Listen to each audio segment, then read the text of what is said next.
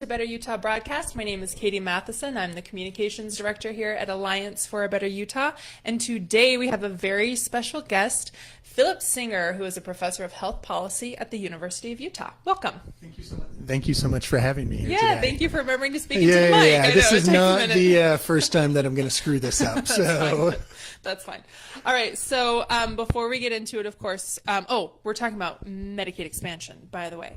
But before we get into it, because I know our audience is dying for us to play this game, we're going to play a game called, what's it called? Is this real life? Yeah.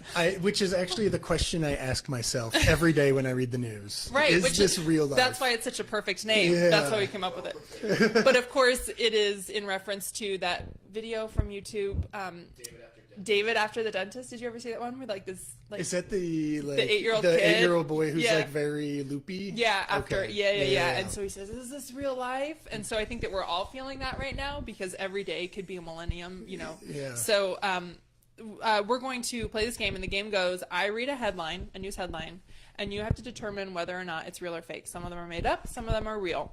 Great. And we've only ever had one guest get 100%. So no worries. All right, good. Right. All right, first one. 2 coworkers in Chippewa Falls discovered their father and son.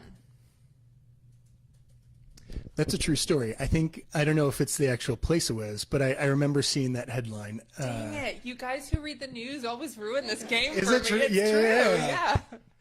Yeah, they had been working together for 2 years, and then I guess the son messaged the father, they didn't know that at the time, if he knew, and he gave his mom's name, and he was like, yeah, that's my ex-wife. So then they found out they were father and son. Oh my gosh. I have no idea how the reunion went beyond that, but whatever. All right, next one. Iguana escapes Florida Zoo, joins a book club.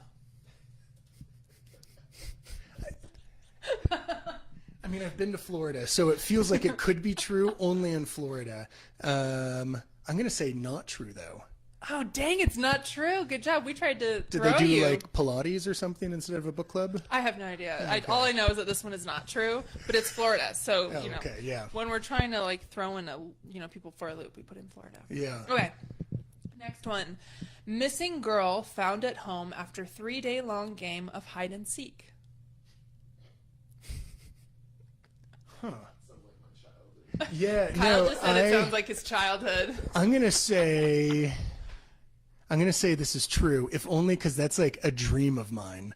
I remember I've got 2 young kids, and when their friends come over, I'm always like, let's play hide and seek, and then I go to a room and lock the door, and then just never respond when they I like knock your to it. parenting style. Yeah. That one's fake. Oh.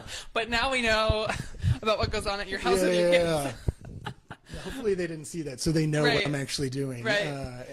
My kids are too young to really understand hide and seek yet, so Yeah, but that's work on that. That's a good tip, yeah. Okay. Naked man arrested at Planet Fitness said he thought it was a judgment-free zone.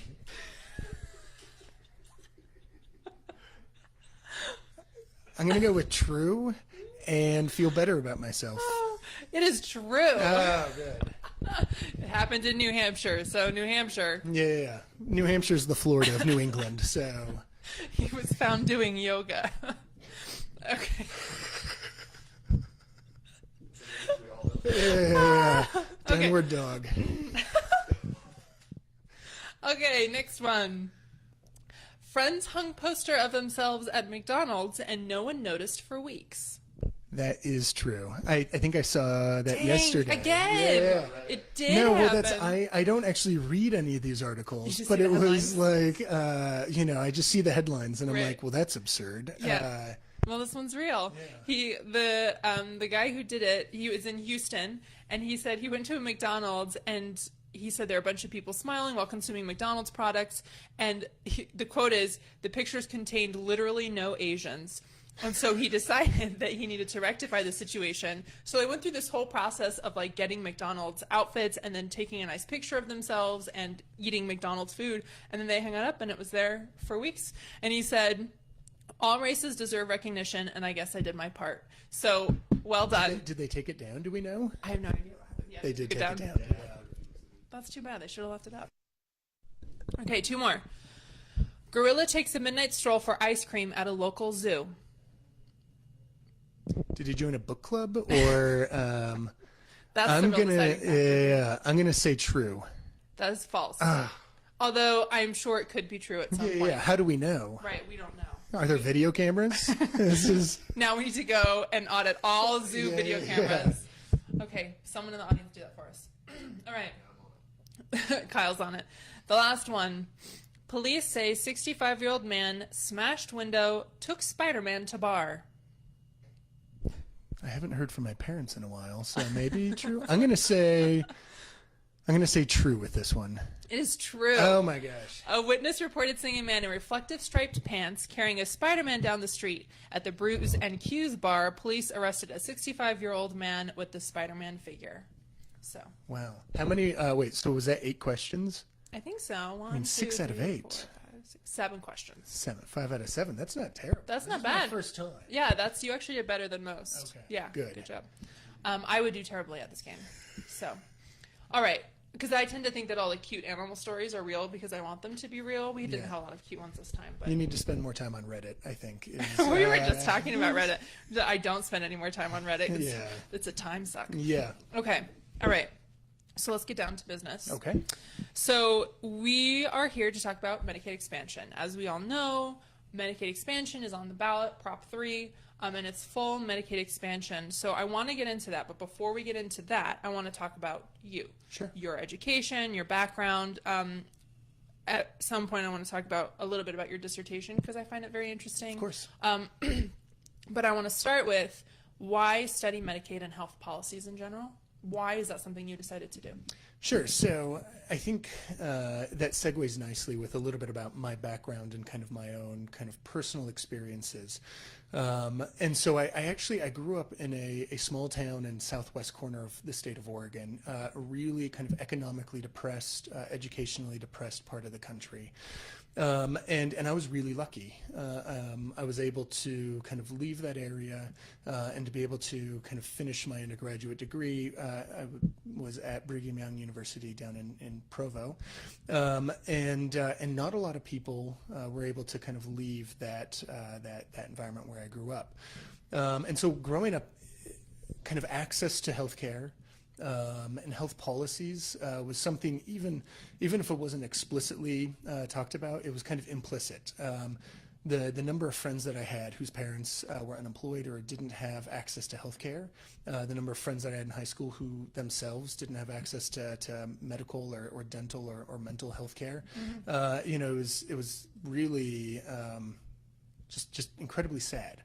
And I knew that I was kind of interested in kind of learning more about kind of the health policy system here in the United States and kind of why we are in the situation where we're at, where tens of millions of people were without health insurance coverage, and kind of what are the politics that shape kind of the policies that we put in place here.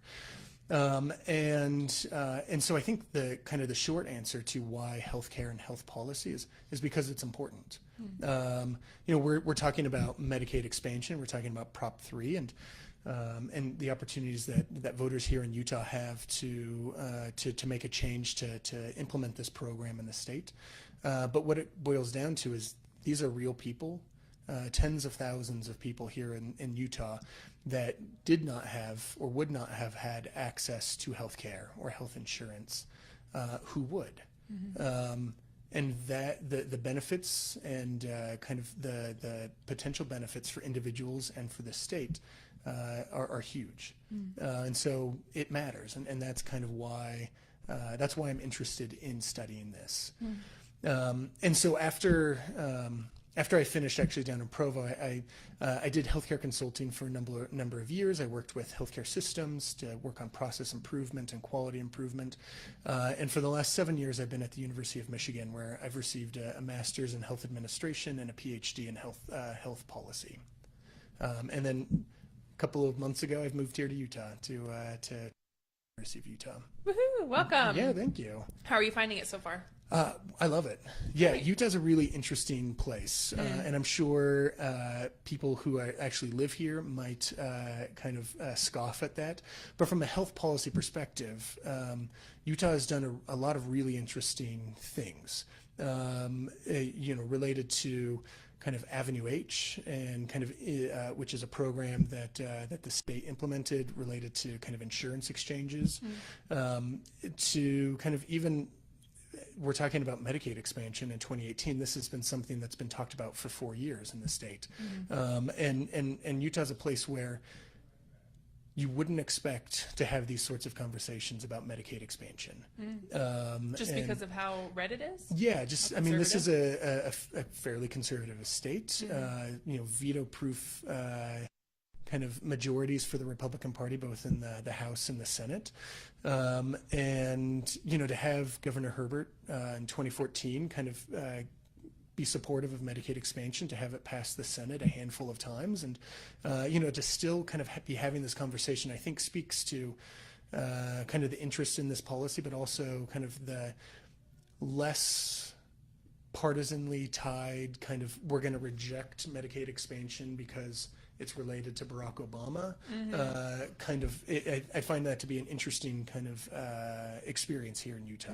And now you did that's a great segue, you did your dissertation on that very topic, right? Medicaid expansion and partisanship and how they kind of tie together. Yeah. Can you give us kind of a summary, but not a summary, but just tell us what you found with that? Yeah, of course. So kind of the initial thought that a lot of people have, and a lot of what had been previously written about Medicaid expansion, was this is a solely partisan kind of issue, right? So the reason we're even having this conversation is because of a Supreme Court decision back in 2012, where the Supreme Court said states can choose for themselves whether they're going to put Medicaid expansion implement the program in their state or not. And I mean, hours after that decision, you have governors from a lot of Republican governors, 6, 7, 8 Republican governors saying, we're not going to do it. And so that's been kind of the general MO, how we think about Medicaid expansion is like Republicans don't do it, Democrats are supportive of it. And that's about half right. So Democrats basically uniformly have been supportive of Medicaid expansion, but you get a lot more interesting findings when you look at what's happening within the Republican Party. And there's been a real kind of schism within the Republican Party related to Medicaid expansion, where 10 Republican-led states have implemented the Medicaid expansion programs in their states. When you look at kind of who's voted for it, about 45% of kind of state legislators have voted in support of it, where, you know, that number's 99% for Democrats. And so, you know, it's really kind of, as a policy, it's really kind of disrupted kind of the Republican Party in a lot of ways. So I assume it would be split between the more moderate conservatives versus the super fiscally conservatives, like the Tea Party types. Is that right? Yeah, so the divisions within the Republican Party, you can think of along those lines, Katie. So kind of more moderate, you know, kind of New England Republicans, when you're thinking about like New Jersey and kind of what's happened. They implemented expansion in the state and with a Republican governor. But also kind of there's an economic component with the Medicaid expansion as well that speaks, I think, kind of cleanly with Republicans and how they think about policy. So this is a variety of kind of, it brings in a lot of money, a lot of capital into the state. And if you are, I remember speaking with a Republican legislator who was in a really kind of, this wasn't in Utah, but in a state that was really kind of very rural. And basically his point was, hospitals are the biggest employer in my district, and this helps hospitals, and like this is what we need to do to kind of have a jump start for an economic engine here. Wow, so like looking at it as an economic stimulus type situation. Like, let's keep doors open for hospitals, let's keep doors open for, let's try to attract clinicians, so you know, nurse practitioners, physicians, and others to our state and to our region. And that was, you know, that resonates really well within the Republican Party, this idea of kind of economic stimulus and kind of bringing money to the state level. Wow, and that's interesting because I don't know what the numbers are now, but I know a couple of years ago, hospitals in Utah were one of the top employers in the state. We have a lot of hospitals, lots of hospital systems, so that's really interesting to think about it from that angle. And I know also that there is a nursing shortage, but I believe that's nationally. I don't know that it's just in Utah. Yep. So to look at it from that angle could be very interesting. Yeah. This is totally sideline, but while we're talking about that, Medicaid expansion includes stuff for mental health, right? Does it include stuff for caseworker type stuff, or is that separate? That's a good question, and I, off the top of my head, I'm not exactly sure. Mm-hmm. So the way that you can think about, so the Medicaid expansion would have, or research has demonstrated that there's kind of fairly stable and positively influencing kind of mental health for people who are recently kind of eligible and recently enrolled in the Medicaid program. And I think that's a really important point, especially as we're thinking about Utah, which has a population where opioid use is admittedly, I think I just saw it has decreased, but is still quite above the national average, and had kind of year over year really had been increasing in kind of overdoses and use, and mental health and homelessness. All of these things are really complex challenges that policymakers need to face, but one kind of factor that can contribute to making improvements in these things, and one that we've seen in literature, is kind of increasing access to opioid treatment through Medicaid expansion, increasing access to mental health treatment through the Medicaid expansion, and there's a series of challenges that remain with all of those things, but that's something that we see fairly consistently. Right. So now let's get into what's on the ballot. I want us to leave this conversation with our followers. And followers, if you have questions for Phillip, please feel free to type it into the comment section, and Kyle will read it out, and we can do our best to answer those questions. But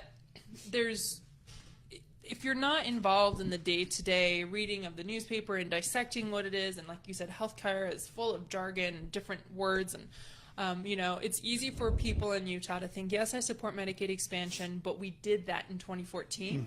And so I'm interested in kind of dissecting in a simple way what happened in 2014 versus what the legislature just did versus what is on the ballot. So there's kind of like these three different pieces. Can you break that down for us? Sure. So starting, and this might be a little bit of a history, but starting in 2014, so Governor Herbert announces his support for kind of a modified Medicaid expansion. He called it Healthy Utah, and there was a variety of other names that this plan was kind of known as.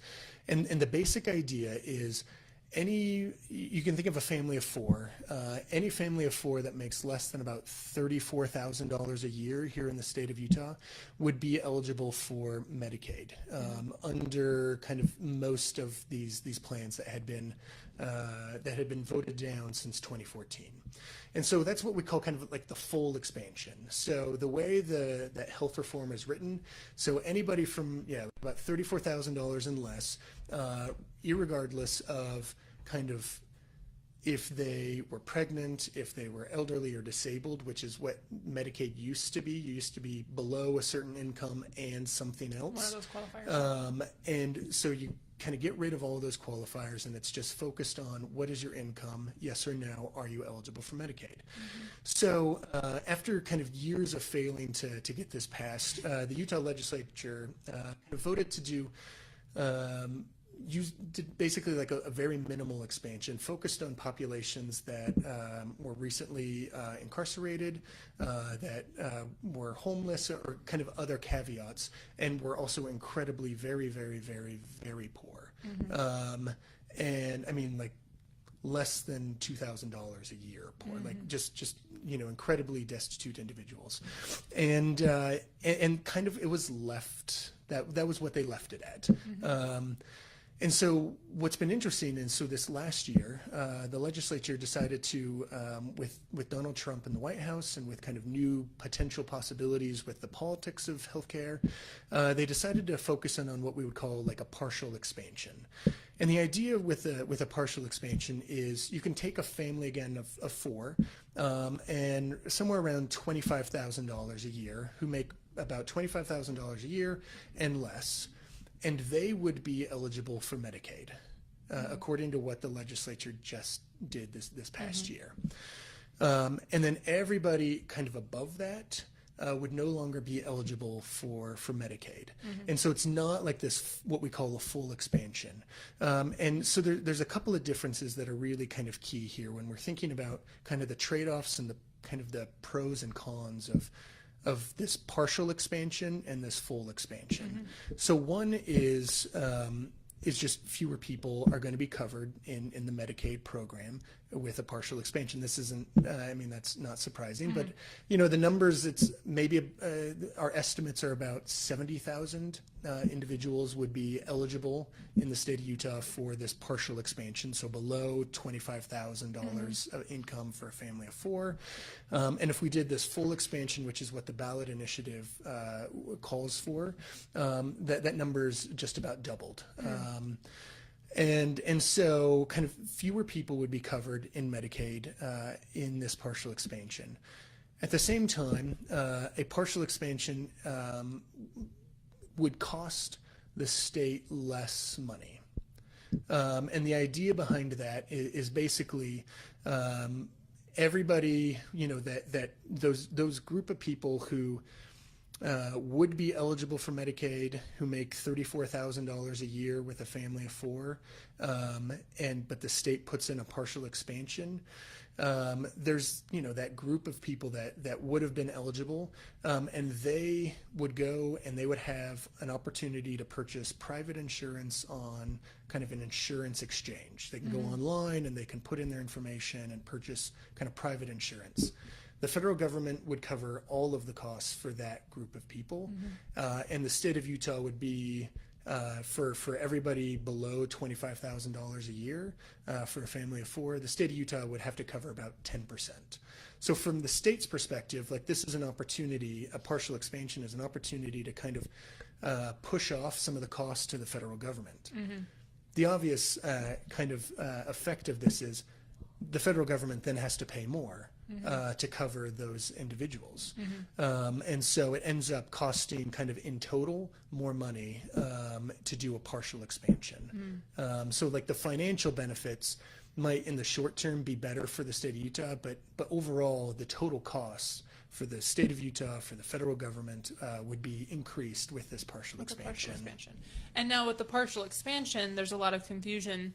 People think it's the law passed and it's in existence, but we have to qualify for a waiver from the federal government, right? Yes. And that has not yet happened, correct? Yeah. So, so in, I believe it was June of this year, in June 2018, the state of Utah submits this waiver to the federal government, to the Trump administration, basically saying, and what a waiver does is it basically allows you to modify or change existing federal programs. So Medicaid, lots of states have waivers.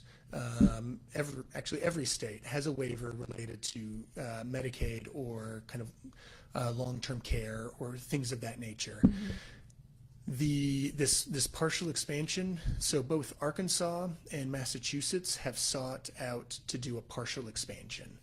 And in both instances, the Trump administration has come back and has basically kind of ignored that ask as part of the waiver, kind of leading people to maybe believe that they're not supportive of this. It does get into this kind of legal question whether you can do a partial expansion. No state has received kind of the approval to do one. It's unclear whether Utah would actually be able to gain that approval. And I'm not a lawyer, but you know, I talk to I've spoken with lawyers who focus in on kind of the law as it relates to Medicaid, and they're not, they don't think that this would be a legal thing for the administration to approve. If it were to be approved, I think we would see quite a few lawsuits in kind of response to it. So the overall, like, Utah has passed this, the legislature has passed this, Governor Herbert signed it, they've submitted the waiver. But who knows what's that next step? Who knows if they're actually if the state of Utah is actually going to receive approval for the things that they're asking for this partial expansion. Now, last I heard, and I could be wrong, but last I heard they're not even going to act on whether, and they're not even going to make a decision about whether or not they're going to approve this partial expansion until after the ballot initiative in November. Yeah. So they're kind of waiting to see what the Utah people, voters, do on full Medicaid expansion, and then from there, like, because if we pass full Medicaid expansion, Prop 3 passes, there's no point. Yeah. So is that correct? And that's, from what I'd heard, they're waiting until after the midterms. And I think there's a Utah kind of perspective on let's see what happens with the ballot initiative. But I think the Trump administration is also interested in seeing, let's see what happens with the midterm elections before we make kind of any.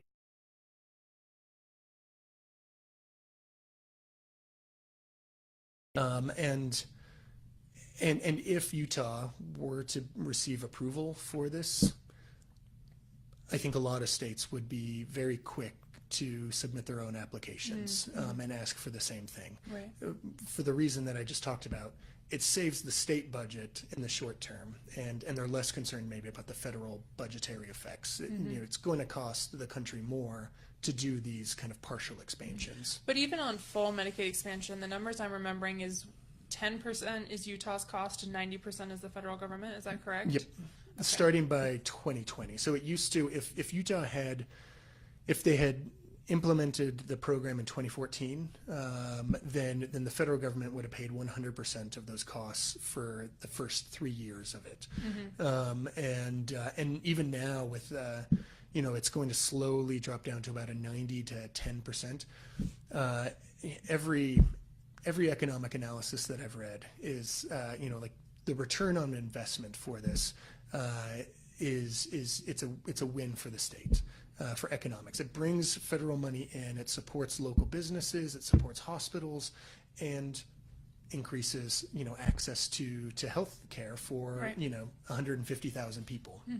It's really interesting. It's just a $10,000 difference, but really you say 24,000 for a family of four for partial expansion, about 34,000 for a family of four with full expansion, and you said the numbers are doubling. So there's a huge amount of people who fall into that bracket, families of four. Utah is a very family-friendly state. I don't know if you've noticed since you moved here, we're very pro-family. I've been to enough museums to realize that that me and my two kids are an outlier. So yeah, we adore families here. Pro-family is the way to go in Utah, and it's very interesting that we have so many people falling in that bracket. Do you know what the demographics are of the people who would be covered under partial but not full? Yeah, that's a great question, and I think really is important because when you look at who is actually kind of eligible and who is actually enrolling in Medicaid programs, it's maybe a little bit different than what you would expect. So the largest actually chunk of kind of demographics that are in Medicaid are children.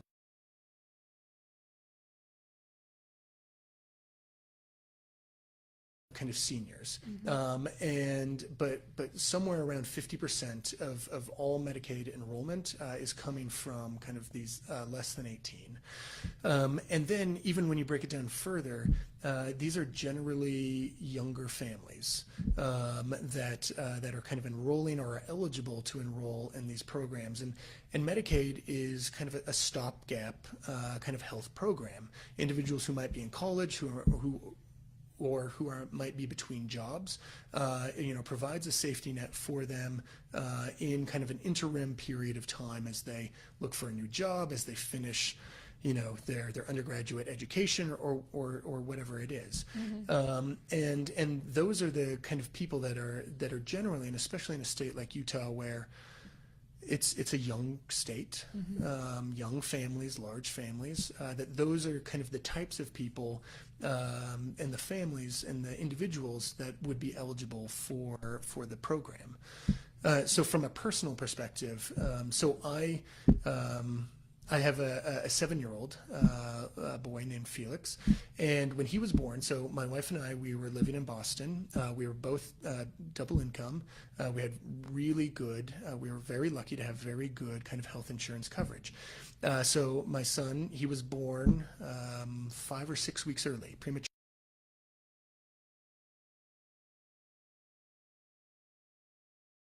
Of kind of birth and kind of the number of kind of physicians and specialists and issues that he had with his health, it was just it was astounding.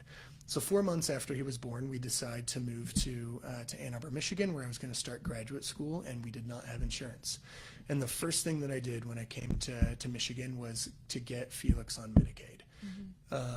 And so I think, like, we talk about these numbers and we talk about who is eligible, but Medicaid at its heart is a system, or is a program that kind of increases access to needed health services for individuals like my family at that time, where you have an infant who had some severe health challenges, and we're able to see, a variety of different specialists, primary care physicians, physical therapists, and kind of down the line, and was able to transition, and we were on the program for just a couple of years, and then we were off of it. And that's, when you look at Medicaid overall, like that's the largest segment of these populations that are served by the Medicaid program. Wow. So it's, well, first of all, thank you for sharing that story. I'm glad that he's okay now as a 7-year-old. Yeah. That's great. I know I have 2 small boys, and it can be really scary when they're that little, in the hospital. It seems like it gives, in particular, a hand up to those children who need it and to those families. And then what it did for you as a parent is it allowed you to be free of the burden of debt for the rest of your lives, to pay for this unexpected expense when you had, according to the book, done everything right, 2-income household, parents who were working, and then you went to school. And so for it to be there as a program that helped you and helped your son and gave him a hand up in a time when you were in need, that sounds like the perfect reason to have Medicaid. And that's, and one of the really interesting effects of, like, so as of right now, about 2/3 of states have implemented this Medicaid expansion, and about 1/3, including Utah, have not yet.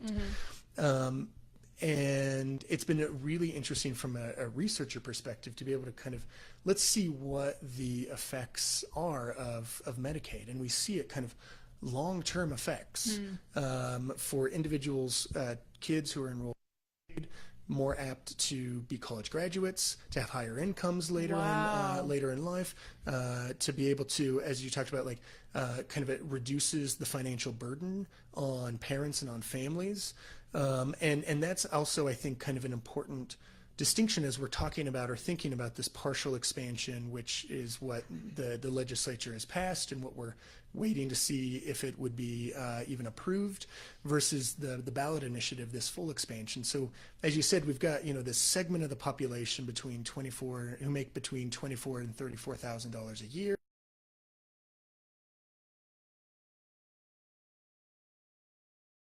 Everybody in that group can go and purchase insurance on these insurance. You can go online to healthcare.gov, and you can purchase insurance, private insurance, and all those sorts of things. And what one of the findings from research is that states that haven't expanded, that group of people in that gap are much, much less likely to be insured. Oh, sure. Because if you have private insurance compared to Medicaid, you have to pay more money out of pocket. So co-pays, premiums, things like that. And it becomes too expensive when you're saying you've got a family of 4 and you're making $24,000 a year. That's not a lot of money to be able to say, and you need to spend a couple thousand of that for your health insurance. People are smart. They can make the calculus and say, we need to have food and maybe not insurance. And so they fall into this really tough spot where the financial burdens are going to be, there's more financial burdens on the shoulders of individuals in that kind of that gap that we were talking about. Right. I mean, even a $25 copay, like it's, $25 is the difference between, like you said, a meal for your family. Like, am I going to feed my kids, or am I going to take them to this doctor's appointment? You're going to feed your kids. Yeah. Or you're going to take them to the emergency room when it gets bad enough, and then you just can't pay that bill. Yeah. And I mean, if you look at it in terms of the broader economic scope of what's going on in Utah right now, and you incorporate the housing crisis, I mean, there was a report that just came out that said you have to earn for Salt Lake City, you have to be earning $45,000 a year minimum to afford a 2-bedroom apartment in Salt Lake City. And so if you can't afford your house, you're $10,000 short a year of your housing. There's no way that you're going to have the money to pay for that. Yeah. Wow, that's very interesting. All right, so I want to address a couple of opposition arguments before we go. Yeah, of course. So one of the things is work requirements. With this partial expansion, I believe there were some work requirements involved. Full Medicaid expansion would not have work requirements. Can you address that? And then also, let's talk about the fiscal uncertainty. There are people who say, well, what happens if the Congress passes this really wild tax bill and all of a sudden the deficit goes through the roof, which we know it just happened. And what happens if suddenly they renege on their promise to pay for this expansion? What happens then? Can you address those two things? Sure, of course. So as it relates to the work requirements, and I apologize, I don't know the exact number off the top of my head for Utah, but generally this is a thing that during the Obama administration, every Republican state was saying, yeah, I will do the Medicaid expansion, but I want work requirements. And Governor Herbert wanted work requirements, several years ago as well. Like that was part and parcel of what Healthy Utah, this idea of what this program would look like.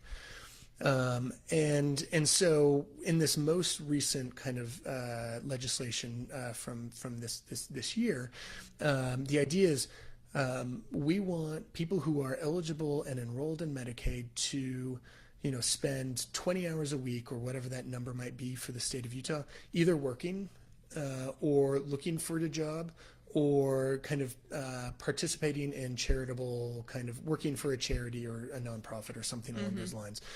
And one thing that to keep in mind here, and kind of the crux of the argument is, like, we want individuals who are working, we want people to be kind of stepping off of this program and kind of a hand up. And one thing to keep in mind is when you look at kind of who is eligible and enrolling in Medicaid programs already, the vast majority of them are already meeting these requirements. And so it doesn't really even kind of affect them in the sense of, but what it does do is it adds kind of more bureaucratic red tape. And so, for example, Arkansas is a state that has implemented kind of the Medicaid expansion. They have put in work requirements.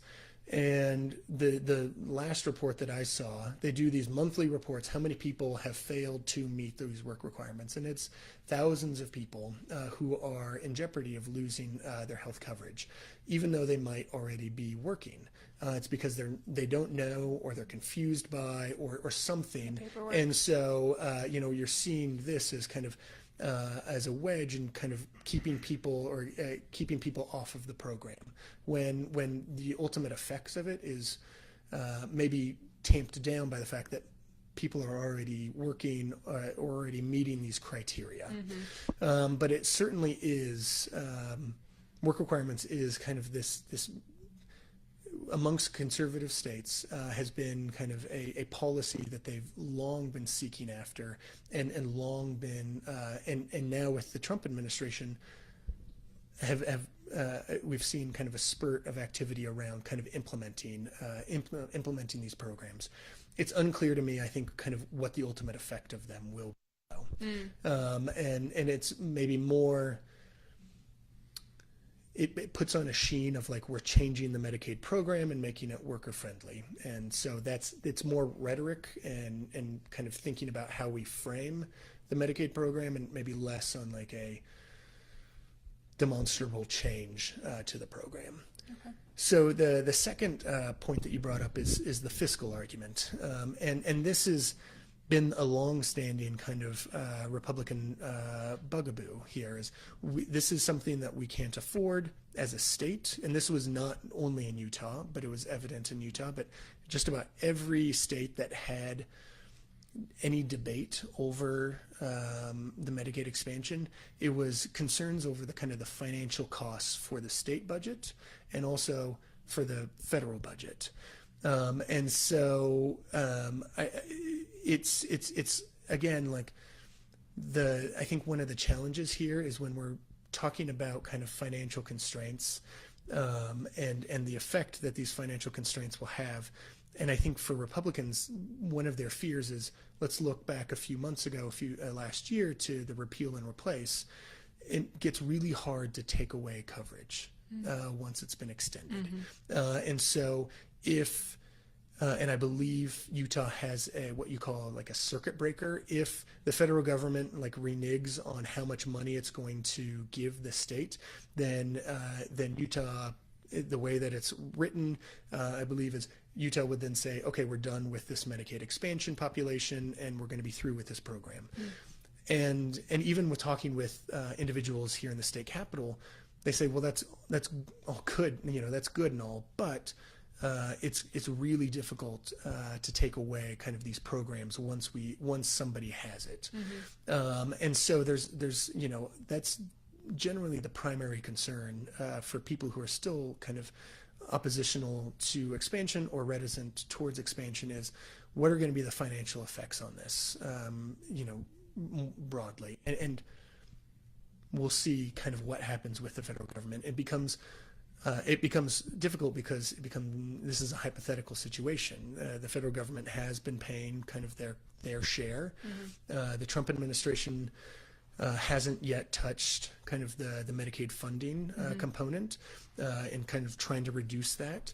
And so it's still an open question on what would happen if the federal government were to say, all right, we can no longer afford to pay for these But things. so far there are no signs that it would happen. And we haven't seen anything. There hasn't, from what I've heard and people I've talked to, both in federal and state, there hasn't been talk of kind of reducing the portion of federal money that would go to cover Medicaid expansion. Great. Okay.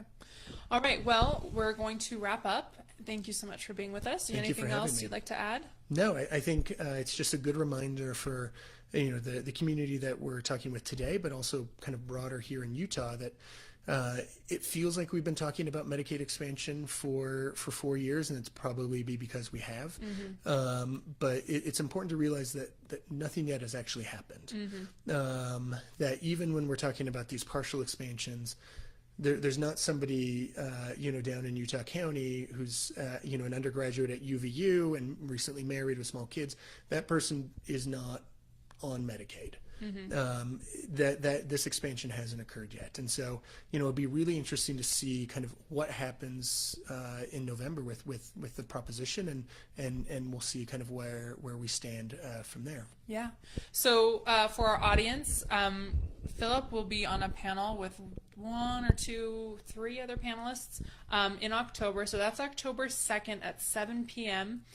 In Salt Lake. I think it's at the U. Is that right? It will be yes, on the University of Utah campus. Right.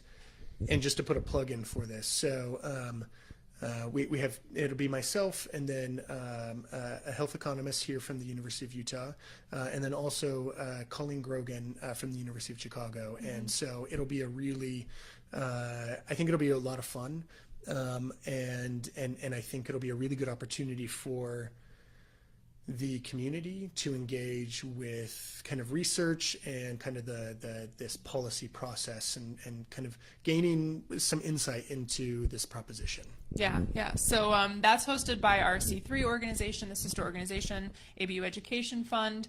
We're also doing it in partnership with the John R. Park Debate Society at the University of Utah. So it's going to be a night filled with knowledge and a night filled with fun, because you know Colleen, right? Yeah, Colleen, and I've known her for a long time, and yeah, so this is, and it'll be great.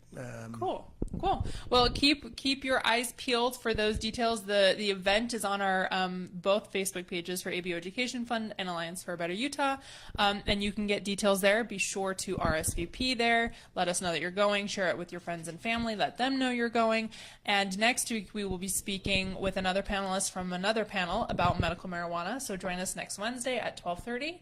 And thank you so much. Thank you so much for having me. Yeah. Bye bye.